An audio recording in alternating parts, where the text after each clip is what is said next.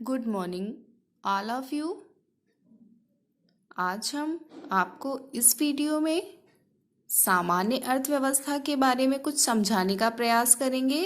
तो आइए शुरू करते हैं। समाज में लोगों को दैनिक जीवन में भोजन, वस्त्र, सड़क, घर, रेल सेवाओं जैसे यातायात के साधन, डाक सेवाओं, चिकित्सकों, अध्यापकों जैसी बहुत सी वस्तुओं और सेवाओं की आवश्यकता होती है।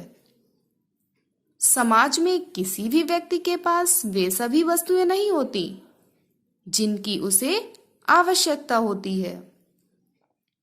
प्रत्येक व्यक्ति जिन आवश्यकताओं और सेवाओं का उपभोग करना चाहता है उनमें से कुछ ही उसे उपलब्ध होती हैं। उपलब्ध संसाधन, जो संसाधन हमें उपलब्ध होते हैं,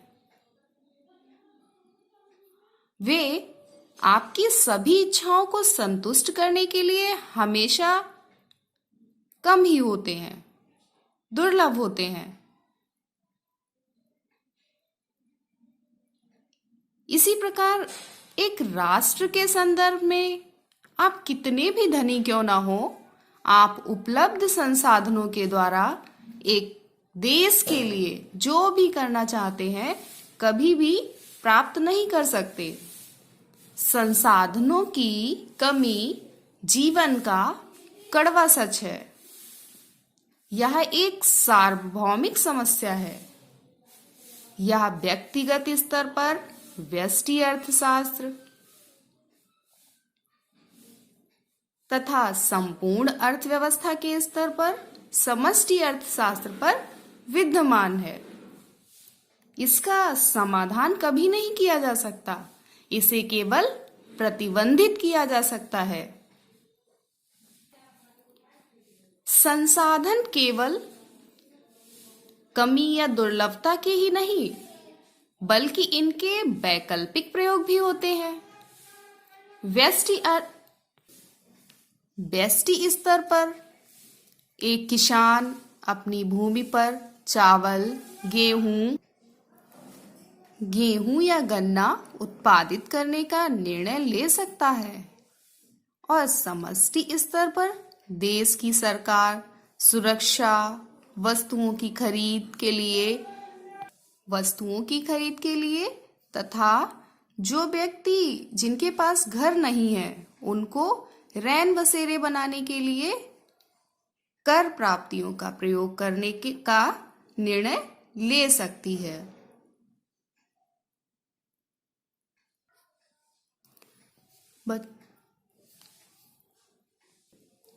संसाधनों की दुर्लभता तथा इसके वैकल्पिक प्रयोग के कारण आर्थिक समस्या उत्पन्न होती है। संसाधनों के आवंटन की समस्या या सरल शब्दों में चयन की समस्या भी कहा जाता है। अर्थशास्त्र की उत्पत्ति का मूल कारण क्या है? अर्थशास्त्र की उत्पत्ति का मूल कारण आर्थिक समस्या ही है। अर्थशास्त्र व्यष्टि एवं समष्टि स्तर पर सीमित संसाधनों के विवेकशील प्रबंध से संबंधित है। संसाधनों के विवेकशील प्रबंध से क्या अभिप्राय है? आइए हम आपको समझाते हैं। व्यष्टि स्तर पर एक व्यक्तिगत उपभोक्ता अपने संसाधनों जैसे आय अथवा संपत्ति का उपयोग इस प्रकार करता है कि वह अपनी संतुष्टि को अधिकतम कर सके। एक व्यक्तिगत उत्पादक अथवा एक फर्म अपने संसाधनों का इस प्रकार उपयोग करता है कि वह अपने लाभ को अधिकतम कर सके। समष्टि स्तर पर इसका अर्थ है कि एक देश अपने संसाधनों, राष्ट्रीय संपत्ति, संसाधनों का मतलब हो गया राष्ट्रीय संपत्ति का उपयोग कर सकल घरेलू उत्पाद यानी जीडीपी, समृद्धि की दर के साथ साथ सामाजिक कल्याण को भी अधिकतम कर सके। और साथ ही हम यह भी बताना चाहेंगे, जैसा कि हमने अपने पिछले वीडियो में आपको समझाने का प्रयास किया था कि अर्थशास्त्र क्या है। तो अर्थशास्त्र को हम किस प्रकार परिभाषित कर सकते हैं?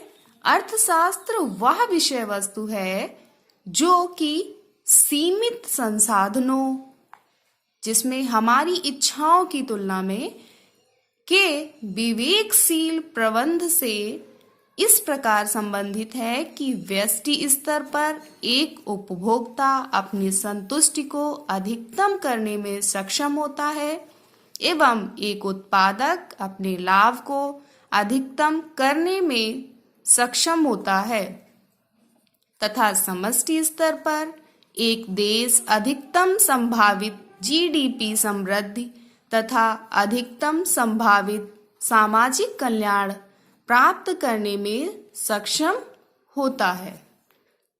इस वीडियो को हम यहीं पर समाप्त करना चाहेंगे। जल्दी